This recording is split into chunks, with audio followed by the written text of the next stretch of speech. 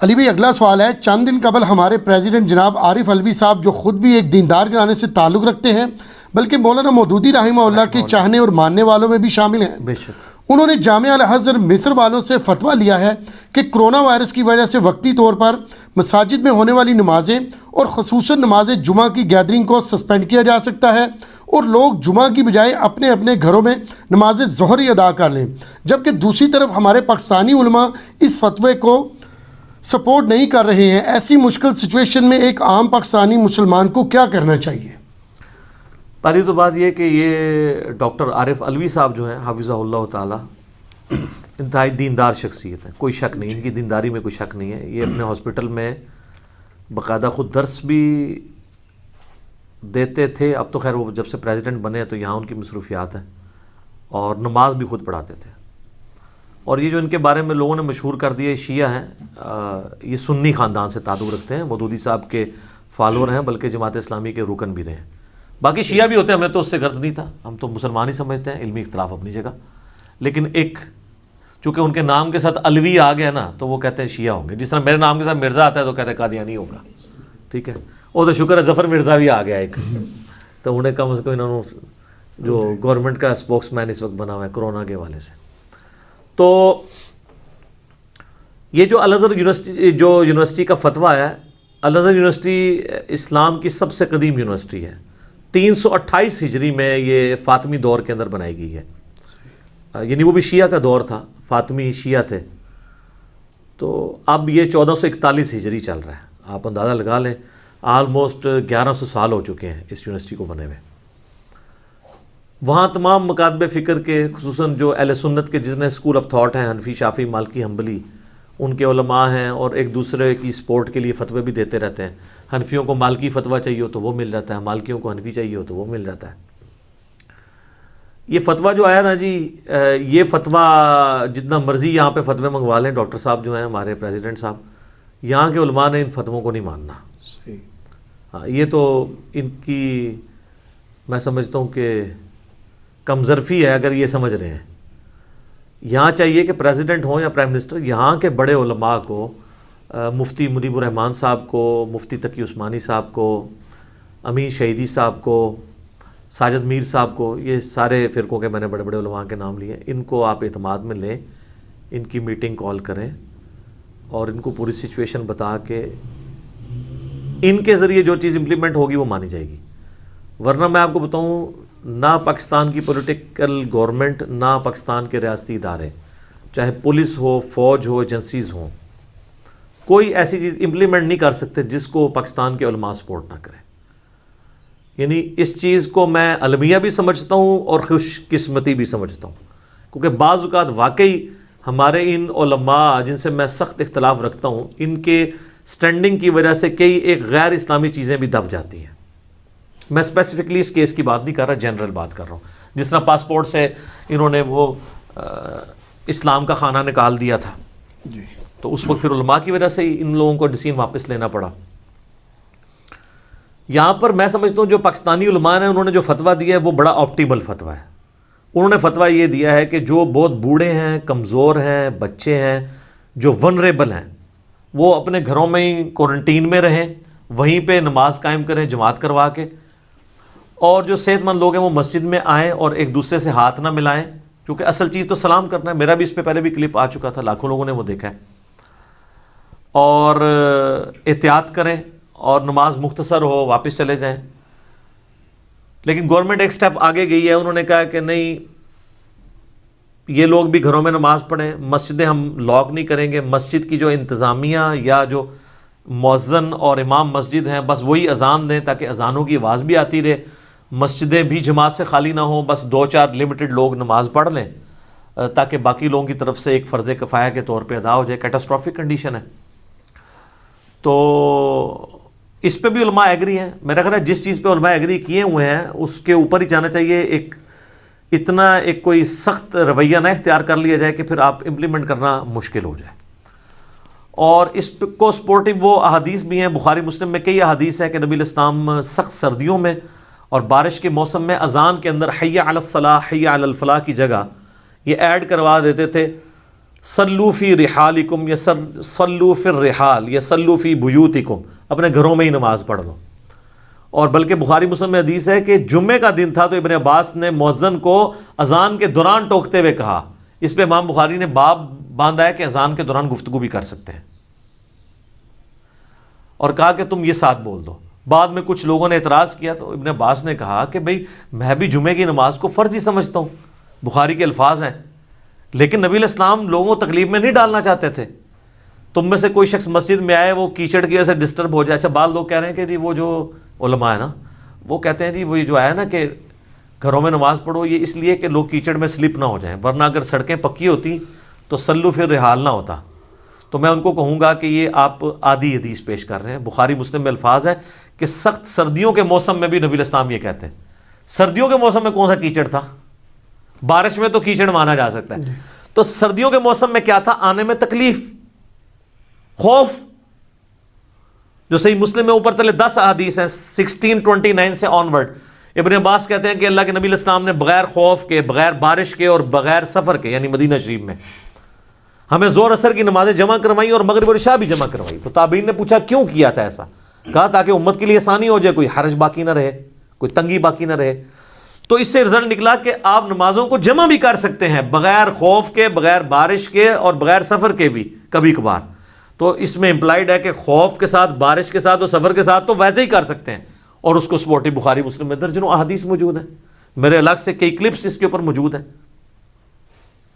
تو نمازیں جمع بھی ہو سکتی ہیں گھروں میں بھی. اگر کیٹاسٹرافک کنڈیشن میں نماز پڑھ جاتی ہے اور آپ نے مزید کوئی تسلی کرنی جس طرح یورپ اور امریکہ میں، تو آپ اپنے گھروں میں فرض نماز کے لیے اذان دیں، اقامت کریں، جماعت قائم کریں. اور اس میں پھر جمعے کی نماز جو ہے نا وہ نہیں پڑھی جائے گی گھر میں. یہ بعض کوئی یہ بھی افواہ مچا رہے ہیں. یہ امت کا اجماع ہے کہ بھئی جب جمعے کی نماز مسجد میں ہوتی ہے، اور اس کی ایک شرائط ہے، جمعے کا مقصد نماز پڑھنا نہیں ہوتا، تذکیر ہوتا ہے، نصیحت ہوتا ہے. تو جب وہ ایک پولیٹیکل گیدرنگ ہی مسلمانوں کی نہیں ہو رہی ہے اور آپ گھروں میں ہیں، تو اب وہاں پہ تو آپ نے تقریریں کر کے تو ممبر تو نہیں کھڑے کرنے ہیں، اور ممبر بھی ہوتا ہے، اس میں ممبر پہ بھی چڑھنا ہوتا ہے. تو گھروں میں زور پڑی جائے گی، اس پہ اجماع امت ہے. جمعے والے دن بھی جب یہ اناؤنسمنٹ ہوتی تھی تو صحابہ کرام مطلب اس وقت گھروں میں آپ کو پتا آج تو 2-2 3-3 بچے ہیں، اس وقت تو 8-8 10-10 بچے ہوتے تھے، تو صحابہ کرام گھر جمعہ بھی کروا سکتے تھے. تو کوئی ثابت نہیں ہے کہ انہوں نے گھر کے بھی جمعہ کروایا ہو. گھر میں زور کی نماز. ایون مسلمانوں کو تو یہ مسئلہ بھی پتا ہے کہ اگر کسی کی جمعے کی نماز رہ گئی اور وہ مسجد میں آ کے نماز پڑھتا ہے تب بھی وہ جمعہ نہیں پڑھے گا، زور کی نماز ہی پڑھے گا. تو یہ کس نے مسئلہ نکال لیا؟ اور یہ بخاری مسلم میں جو حدیث ہے، جمعے کے دن نبی علیہ السلام نے کہا صلو فی الرحال، اپنے گھروں میں ہی نماز پڑھ لو. تو نماز گھر پڑھ سکتے ہیں، ہاں جماعت کروائیں. اب کل کتنی تیز بارش تھی، میں جمعے کے لیے نہیں جا سکا تو میں نے گھر میں جماعت کروائی. اور اس میں بخاری مسلم میں حدیث ہے کہ سب سے پہلے مردوں کی صف ہوگی، اس کے بعد چھوٹے بچوں کی، پھر غلاموں کی، اور اینڈ پہ عورتوں کی. یہ ترتیب ہوگی. اگر 2 مرد ہیں اور 1 عورت ہے تو مرد کو اپنے ساتھ کھڑا کریں، عورت کو پیچھے کھڑا کریں. اگر صرف میاں بیوی ہیں تو میاں آگے کھڑا ہو، بیوی پیچھے کھڑی ہو. اگر بچے بھی ہیں تو میاں آگے کھڑا ہو، پہلی صف میں بچوں کو کھڑا کرے اور دوسری صف میں پھر عورتوں کو کھڑا کرے گا. یہ نہیں ہے کہ بچوں کی ماں بچوں کے ساتھ کھڑی ہوگی، نہیں، اس کی صف پھر بھی علیحدہ ہی بنتی ہے. یہ سنت ہے. تو ہم نے تو کل پھر زور اثر کو جمع بھی کیا، 4 فرض زور کے پڑھے، 4 اثر کے پڑھے اور جمعے کی جگہ، اور اس سنت پہ بھی عمل کیا، اذان بھی دی اور اقامت بھی کہی. تو آپ اس طریقے سے کر سکتے ہیں. باقی اس سچویشن میں آپٹیمل، میں تو پاکستان کے علماء کے فتوے کے ساتھ ایگری کرتا ہوں. میں الازہر کی جو علماء ہیں نا، میں ان کی کریڈیبلٹی کو نہیں مانتا. اس کی وجہ یہ ہے کہ یہ لوگ دنیا دار بھی بہت زیادہ ہیں. ان لوگوں نے بینکنگ کے سود کے حلال ہونے کے اوپر بھی فتوے دیے ہوئے ہیں. اور الازہر میں تو آپ پتہ ہے اکثر علماء نے داڑیاں بھی نہیں رکھی ہوئی. وہاں پہ جو نماز پڑھانے والے ہیں وہ بھی کلین شیو ہے. اس سے آپ دین کے ساتھ ان کے جو شغف ہے اس کا اندازہ لگا لیں. وہ دین کو ایز اے نالج پڑھ رہے ہوتے ہیں، پریکٹسنگ اس طریقے سے وہ نہیں ہوتے ہیں، لہٰذا ان کے فتووں کی ایز سچ اہمیت نہیں ہے. اور میرا خیال ہے یہاں پہ کئی علماء ہیں جو ان سے زیادہ نالج والے ہیں اور زیادہ خوف خدا رکھنے والے لوگ ہیں. ہماری گورنمنٹ کو چاہیے ہمارے ملک کے جو اپنے علماء ہیں ان کے فتووں کو فالو کریں. یہاں پہ بڑا ابھی تک تو علماء آپ کا پورا اس اعتبار سے ساتھ دے رہے ہیں، اور میڈیا پہ آ کے وہ ڈاکٹرز کی جتنی بھی ہدایات ہیں انہی کے اوپر چلنے کو پبلک کو کہہ رہے ہیں خام خواہ مطلب. اور مجھے بڑی خوشی ہوئی ہے کہ پہلی دفعہ علماء کا ایک پازیٹیو چہرہ میڈیا کے سامنے آیا ہے. جتنے علماء بڑے ڈیسنٹ طریقے سے گفتگو کر رہے ہیں، اور انہوں نے کوئی اس طرح پینک پھیلانے کی کوشش نہیں کی ہے. باقی ایک دیوبندی عالم نے کل وہ جلندری صاحب نے بڑی اچھی بات کی ایک ٹی وی ٹاک شو میں. انہوں نے کہا یہ آپ جو بار بار کہہ رہے ہیں نا کہ ہماری کرونا کے خلاف جنگ ہے, یہ الفاظ نہ استعمال کریں. یہ اللہ کی طرف سے آئی ہوئی آزمائش ہے. آپ کہیں کہ ہم کرونا کے علاج کی کوشش کریں گے, کیونکہ ان چیزوں کے ساتھ آپ جنگ نہیں کر سکتے بلکہ آپ علاج کریں گے. جو اللہ کی طرف سے تکلیفیں آتی ہیں مجھے بڑی یہ پازیٹیو, وہ اینکر نے بھی خیر ایگری کیا کہ آپ کے الفاظ ٹھیک ہیں کہ ہمیں یہ کہنا چاہیے کہ ہم اس کے علاج کے لیے اور مریضوں کی صحت یابی کے لیے کوشش کریں گے. اللہ کے ساتھ کوئی جنگ نہیں کر سکتا. اللہ سے دعا مانگیں گے کہ اللہ تعالیٰ اس آفت کو ہم سے ٹالے. ہاں آمین ثم آمین, کیونکہ اللہ کی طرف سے آئی ہوئی کوئی چیز آپ نہیں ٹال سکتے. اور ہم جتنی کوششیں بھی کرتے ہیں نا وہ بھی اللہ کی اطاعت سے ہی کر رہے ہوتے ہیں. صحیح بخاری میں حدیث ہے اللہ نے کوئی ایسی بیماری نازل نہیں کی جس کی دوا نہ ہو. اور مسلم شریف میں حدیث ہے جب بھی کسی بیماری کی دوا اس بیماری کے موافق ہوتی ہے تو اللہ کے اذن سے شفا ہو جاتی ہے. وہ اگر اس کا کوئی علاج بھی آ رہا ہے نا تو بھی اللہ کے اذن سے ہے. اور سر علاج تو آیا ہوا ہے, میں نے تو پہلے بھی آپ کو بتائی یہ چیز کہ صدیوں سے یہ زکام دنیا میں ایگزسٹ کرتے ہیں. 200 سے زیادہ وائرسز ہیں جو زکام پھیلاتے ہیں. اینٹی باڈیز ہمارے اس کا مقابلہ کرتے ہیں. آپ لوگوں کو ڈرا کے احتیاط ضرور دلوائیں, اتنا بھی نہ ڈرائیں کہ وہ ڈر کے ہی مر جائیں, قوت مدافعت ہی لوز کر جائیں, اپنی امیونٹی. تو یہ ہمارے اندر جو اللہ کے فضل سے اینٹی باڈیز ہیں, میں نے آپ کو ابھی یہ ڈاکٹر شمسی صاحب کا تو بیان ابھی آیا ہے, ان سے بہت پہلے میں نے آپ کو بتا دیا تھا کہ چائنا میں جو لوگ مریض ٹھیک ہوئے ہیں ان کا خون جو ہے وہ دوسرے مریضوں کو لگایا جا رہا ہے کہ ان کے اینٹی باڈیز وہاں پہ ٹرانسفر ہوں تاکہ وہ کرونا سے لڑ سکیں, اور اس سے بڑے لوگوں کو شفا ہوئی ہے. تو یہ اینٹی باڈیز کسی سائنٹسٹ نے بنائے ہیں؟ اللہ نے بنائے ہیں. اور یہ آج سے نہیں بنا رہا, ہمیں فلو کتنے عرصے سے ہو رہا ہے. مجھے تو آلموسٹ ہر سردیوں میں فلو ہو جاتا ہے. آج بھی دنیا میں ملیریا کے بعد سب سے زیادہ لوگ فلو سے مرتے ہیں, جو عام انفلوئنزا جسے کہا جاتا ہے, یہ بھی ایک وائرل ڈیزیز ہے. لیکن اس وقت جس طریقے سے پینک پھیلی ہے, چلیں اس کے ایک پازیٹیو رزلٹ بھی ہوا ہے کہ لوگ اللہ کی طرف مائل ہوئے ہیں. اور شکر ہے کہ سوشل میڈیا کے اوپر دعائیں شیئر ہو رہی ہیں, توبہ استغفار شیئر ہو رہا ہے, اور لیکچرز شیئر ہو رہے ہیں. تو یہ بڑا اچھا موقع ہے. میں کہتا ہوں یہ آپ کو گھر میں اللہ نے ایک نیچرل اعتکاف دے دی ہے, یہ کوارنٹین آپ کو نیچرل ملی ہے. گھروں میں بیٹھے قرآن ترجمے سے پڑھ لیں یار, اپنے ٹائم کو. لوگ اب عجیب میڈیا پہ بھی نا عجیب جی ٹائم گزارنے کے لیے آپ کون سی کتاب پڑھ رہے ہیں. خدا کے لیے مسلمان ملک میں یہ باتیں کر رہے ہو, آپ کو تو میڈیا سے کہنا چاہیے کہ آپ ٹائم گزارنے کے لیے قرآن ترجمے سے پڑھیں. وہ دکھا رہے ہیں کوئی جناب وہ تالیاں بجا رہا ہے, کوئی ورزش کر رہا ہے, کوئی جو ہے وہ میوزیکل انسٹرومنٹس بجا رہا ہے. ٹھیک ہے ورزش کریں آپ, ہمیں کوئی اعتراض نہیں ہے, لیکن آپ لوگوں کو یہ بھی ترغیب دلائیں کہ یار لوگ جو ہے وہ قرآن پڑھے ترجمے کے ساتھ. اور جو سٹوڈنٹس جن کی کلاسیں شروع ہونی تھیں وہ اپنی کتابیں لے کے بیٹھیں, آن لائن تعلیم حاصل کریں. ابھی کئی بچے ہیں جنہوں نے والنٹیئرلی خود یوٹیوب پہ چینلز بنا کے اپنی کلاسوں کی ویڈیوز اپلوڈ کرنی شروع کی ہیں اپنے جونیئرز کے لیے. جو وہ سینئر کلاسوں میں چلے گئے ہیں تو اپنی پرانی کلاسوں کی ویڈیوز بنا رہے ہیں تاکہ جونیئرز جو اسکول نہیں جا سکیں گے وہ تعلیم حاصل کریں. یہ پاکستان میں لوگ ایسے کر رہے ہیں, اور یورپ امریکہ میں تو آن لائن کلاسز شروع ہو گئی ہیں, باقاعدہ حاضری لگتی ہے. تو بچوں کو ڈھیلا نہ چھوڑیں. ویسے ہی بچوں کو سنبھالنا بڑا مشکل ہے, تو ان کو کم از کم ایک اسی روٹین کے اوپر رکھیں, خود بھی نماز پڑھیں. اب کرنا کرانا تو آپ نے کچھ نہیں ہے. اچھا اب بھی ہماری نیشن یہ کہہ سکتی ہے کہ ہمیں زندگی میں ٹائم نہیں ملا یار, کہتے ٹائم ہوں تو ٹائم لگ گیا جائے. ہماری ویڈیوز نکال کے آپ اپنی اصلاح کرنی شروع کریں, قرآن کی کلاسز دیکھنی شروع کریں. بہت ٹائم ہے سر آپ کے پاس, ٹائم ختم ہی نہیں ہوتا. برے کاموں میں نہ لگائیں, اچھے کاموں میں لگائیں اور اس کا فائدہ اٹھائیں. اور جو گورنمنٹس آپ کو رولز اور ریگولیشن بتا رہی ہے اس کو فالو کرنے کی کوشش کریں. اور ظاہر ہے کہ یہ ریویلڈ نالج وہی کے علم کو اور ایکوائرڈ نالج جو سائنس کے علم میں, یہ دونوں کو پیرلل میں لے کے چلنا ہے. تو انسان نے تجربات سے یہ چیز سیکھی ہے کہ جو ایپیڈیمک ڈیزیزز ہیں یہ ہوتی ہیں. میرے اس کے سپورٹو کی احادیث بھی آ چکی ہیں. صحیح بخاری میں حدیث ہے, نبی علیہ السلام فرمایا کوئی مرض ایپیڈیمک نہیں ہوتا, متعدی نہیں ہوتا, لیکن جزام کا جو مریض ہے, مجزوم نہیں مجزوم, کوڑ کا جو مریض ہے اس سے ایسے بھاگو جیسے کہ تم شیر سے بھاگتے ہو. اور مسلم شریف میں حدیث ہے کہ بنو ثقیف سے ایک مجزوم شخص آیا جسے جزام کا مرض تھا, تو نبی علیہ السلام نے اس کی بیعت بھی باہر سے کہا کہ تیری بیعت ہوگی تو واپس چلا جا, ہاتھ نہیں اس کے ساتھ ملایا. اور بخاری مسلم میں حدیث ہے, نبی علیہ السلام نے فرمایا کہ کوئی بھی اپنے بیمار اونٹ کو صحت مند اونٹوں میں شامل نہ کرے. کئی ایک حدیث میری کرونا کے اوپر تو اللہ کے فضل سے اس وقت, باقی لوگوں کی ویڈیوز تو خالی مطلب تسلیوں والی ہے نا, میں نے تو ایک علمی ڈسکشن کی ہے.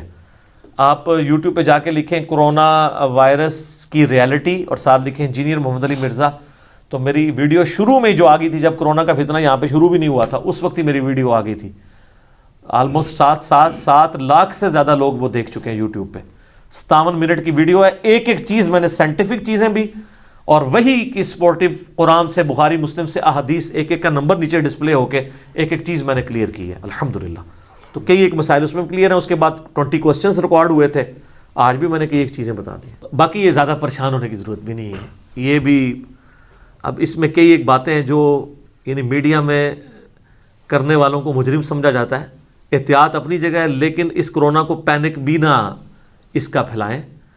200 سے زیادہ وائرسز ایسے ہیں جو پوری دنیا میں ہر سال زکام فلو پھیلا کے چلے جاتے ہیں. اور ہم میں سے میں آپ کو بتاؤں، میں پرسنلی اپنے کئی جاننے والوں کو جانتا ہوں جن کو 2-3 مہینے پہلے کرونا ہو کے جا چکا ہے. اٹلی کے رہنے والے ہمارے علاقوں میں بھی رہتے ہیں. وہ اب جب یہ مسئلہ چلا تو انہوں نے کہا اچھا یہ کرونا ہوا تھا ہمارے بچوں کو. ایک بچہ ہاسپٹل تک گیا، اس کو وہ نمونیا بگڑ گیا تو یہ وہ تو بھی پتہ چلا یہ ہو کے چلا بھی جاتا ہے. لیکن جہاں پہ یہ یعنی ابھی پہنچا نہیں ہے اور آپ کہیں گے ہو جائے گا تو ویسے ہی اگلے کی قوت مدافعت اور امیونٹی جاتی رہتی ہے. یہ تو یعنی سائنٹسٹ خود مانتے ہیں کہ کوبرا سانپ کے کاٹنے سے لوگ اتنے نہیں مرتے ہیں جتنے سانپ کے ڈر کی وجہ سے. کئی تو ایسے سانپ ہیں جن کے زہر جو ہے جان لیوا نہیں ہے، ان کے کاٹنے سے بھی لوگ مر گئے ہیں. اور کئی لوگوں کو کوبرا کاٹا اور نہیں مرے. وہ کانفیڈنٹ ہیں جو لوگ کوبرے کے ساتھ یہ کرنے والے لوگ ہیں. کئی لوگوں کی لائیو ویڈیوز بنی ہوئی ہیں کہ ان کو کوبرا کاٹا ہے تو انہوں نے کہا جی ٹھیک ہے 40 منٹس لیفٹ، وہ کاؤنٹ ڈاؤن شروع کر دیتے ہیں. وہاں جا کے اینٹی وینم لگا، ٹھیک ہو گیا. تو جڑے لوگ پہلے ہی مرے ہوئے ہوتے 40 منٹ کے 40 سیکنڈ ہی مر جان گے خوف کی وجہ سے. احتیاط ضرور کریں. یعنی یہ افراط و تفریط نہیں ہونا چاہیے. یہ دو ایکسٹریمز ہیں، ایک طرف بے احتیاطی اور یہ احتیاطیں سر اس کے بغیر بھی ہیں. آپ کو اسلام نے یہ احتیاط بتائی ہے کہ آپ نے ہاتھ دھو کے کھانا کھانا ہے، اس کے بعد ہاتھوں کو پوچھنا بھی نہیں ہے. اور سر میں نے یہ عرض کیا یہ جو آئے دن آپ کو کہہ رہے ہیں 20 سیکنڈ تک صابن سے دھوتے رہیں. اس سے اگلی بات یہ ہے کہ یہ 20 سیکنڈ دھونے کے بعد جب ہاتھ صاف ہو گئے پھر آپ انہی ہاتھوں سے جب اس نل کو بند کر رہے ہیں تو جو نل کے ہینڈل کے اوپر جراثیم تھے وہ پھر آپ نے دوبارہ لے لیے ہیں. تو آپ یہ بتایا کریں کہ 20 منٹ تک ہاتھ دھوئیں اور 10 سیکنڈ تک وہ بھی دھوئیں تاکہ ٹنکی خالی ہو جائے تھوڑی. کچھ اللہ نے بھی توکل کرو اور کسی خاص حد تک ہم احتیاط کر سکتے ہیں. اور میں نے آپ کو بار بار وہ وظائف بتائے ہیں کہ آخری 3 صورتیں صبح و شام 3 دفعہ پڑھ لیں، اپنے جسم پہ دم کر لیں. اس سے بہتر کوئی وظیفہ نہیں ہے. جامعہ ترمذی میں سنن نسائی میں حدیث ہے جب یہ 3 صورتیں نازل ہوئیں المعوذات، 3 پناہ دینے والی صورتیں، سورۃ الاخلاص، سورۃ الفلق اور سورۃ الناس، تو نبی علیہ السلام نے باقی دعائیں چھوڑ کے انہی 3 صورتوں کو لے لیا تھا. سب کچھ ہے اس کے اندر. سورہ اخلاص میں توحید ہے، اللہ کا بہترین ذکر، اور ذکر ہی تو شیطان کے اگینسٹ اور ساری چیزوں کے اگینسٹ اللہ کی پناہ دیتا ہے. سورۃ الفلق باہر سے حملہ آور ہونے والی ہر چیز کے اگینسٹ اللہ کی پناہ. من شر ما خلق، میں ہر اس چیز کے شر سے تیری پناہ میں آتا ہوں جو تو نہیں پیدا کی ہے. اور قل اعوذ برب الناس، اندر سے جو حملہ آور ہونے والی چیزیں ہیں ان کے اگینسٹ اللہ کی پناہ. ٹھیک ہو گیا. جزاک اللہ خیر.